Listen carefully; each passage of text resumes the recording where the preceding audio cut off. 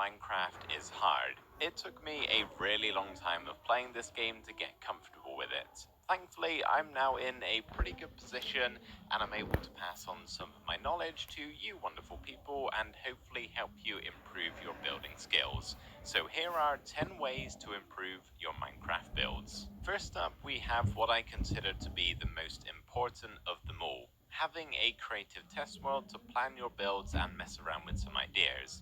Being able to have access to every single block in the game is super helpful when it comes to building, not to mention the ability to fly and instantly break blocks too.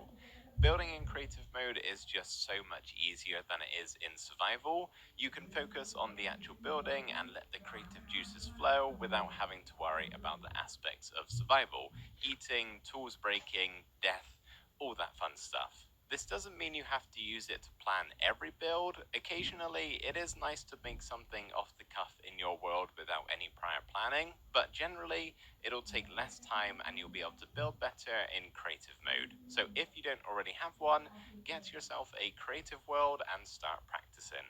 Something you can do to take your build to the next level is terraform and landscape the area around it. It's all well and good making a beautiful build, but if you just plonk it somewhere and do nothing else, it can look a little bit out of place. Now, this doesn't mean you have to construct a giant mountain range behind it and build thousands of custom trees all around. You could, it would look awesome, but that is a lot of work. Instead, it may just mean something as simple as cleaning up the ugly parts of the generated land, changing up the texture in the terrain, growing some regular Minecraft trees, adding in a pond here and there, or even just spamming some bone meal can help. All you're trying to do is integrate your build into the Minecraft world so it looks like it belongs. Now, as I said, you can turn a simple Minecraft build into a huge terraforming project. If you can do it well, there's no doubt it's going to look better than regular terrain. But ever since 1.18, there is some seriously amazing generation that takes place in a world. So if you're not up for a mammoth terraforming task, just make sure you take the time to scout out a good spot to build in your world. The setting around it is just as important as the build itself. Next up, we're going to talk about depth. Now, this is something that can greatly improve the look of your build. Take a glance at this comparison. Here we have the front of a house with next to no depth added in, and here we have that same house with much more depth. Really, all we're doing is pushing parts of the build back by 1 or 2 blocks. You can always go further back than that, but it might start to look a little bit strange unless you're building on a much bigger scale. For a small and simple house, I'd recommend adding in a frame of sorts, and then where you want to have your windows, that is where you can add in the depth. You can also smooth out that transition by adding in some stairs, slabs, and trapdoors like so. You don't really want a harsh change in depth, it needs to be a bit more gradual. Even just doing something as simple as using glass panes instead of full glass blocks and then placing some stairs either side can make a huge difference. Lastly, something else you can do is make sure you have an overhang on your roof and it isn't just flat with the rest of the build. All of these tricks combined can create a much better looking house. Choosing which blocks to use in your build is super important. You want to try and use a wide range of different blocks instead of just sticking to a handful. This is another time when that creative world is going to come in really handy because you can test out what blocks look good together and what blocks don't. I would encourage you to try branching out a little bit and maybe use some blocks that might not be so obvious at first. In my survival world at the moment, I'm really trying to build with some unusual block palettes for my builds, and it's been really fun. Also, make sure you're using the Minecraft blocks to their full potential. If a block has stairs, slabs, walls, and trapdoors, as well as other variants, use those too. Finally, try and use some blocks that complement each other instead of just using some that look similar. Basically, have a play around with what you think looks good. As a colorblind person, I don't think it would be wise of me to try and teach you color theory, but it's that sort of thing. Here's something that I absolutely love to do with my builds, and I think it totally changes how you look at them. That is the idea of adding life and movement. So this can be done in a lot of ways, really. Maybe you could have some villagers roaming around. You can make use of some blocks with particles in that you'll be able to see. You could build an active minecart track and see a minecart whiz by every now and then, or even just incorporate some animals or pets into your build. This game is very static in nature. You can't really get much to move around. So when you're looking at a build and you see something move or change, it really grabs your attention and can make the build feel much more alive. There's many more things in this game that I didn't mention that you can add into your build to get a bit of movement. Just have a think at what isn't necessarily a building block, but can still be a part of the build. That isn't the only way you can get your build to have a sense of life. You can also build things that are in motion, if that makes sense. For example, a rocket mid-flight with the plume shooting out from underneath. Another way you can add life is to make small details around your build that almost tell a story and make it seem lived in. Maybe there's a small campsite that some travelers once stayed in, or possibly some sort of ruined structure that's decayed over thousands of years. Hopefully you get the idea. You're basically just adding lore into your world. Sometimes when we build in Minecraft, it can look sort of plain and boring. This is when the idea of texturing comes in. So let's say you're making a stone tower. You start by just using stone bricks, and when you're done, it just seems a bit too bland. Now, this is where you can go around and mix in some other stone types. Crackstone bricks, andesite, and stone in this case. It's simple, but really effective. Of course, this doesn't only work for stone, it can work for just about any block as long as there are a couple of other blocks that look sort of similar. You can combine them and create something that feels a bit more interesting to look at. I'd recommend only doing this for areas of your build where you're using a lot of the same block. So if you've got a big chunk of your build all made out of the same material, it can look a bit harsh on the eyes, so adding in that texture is really helpful there. But if you're using a block that isn't taking up a large area, it's not really needed.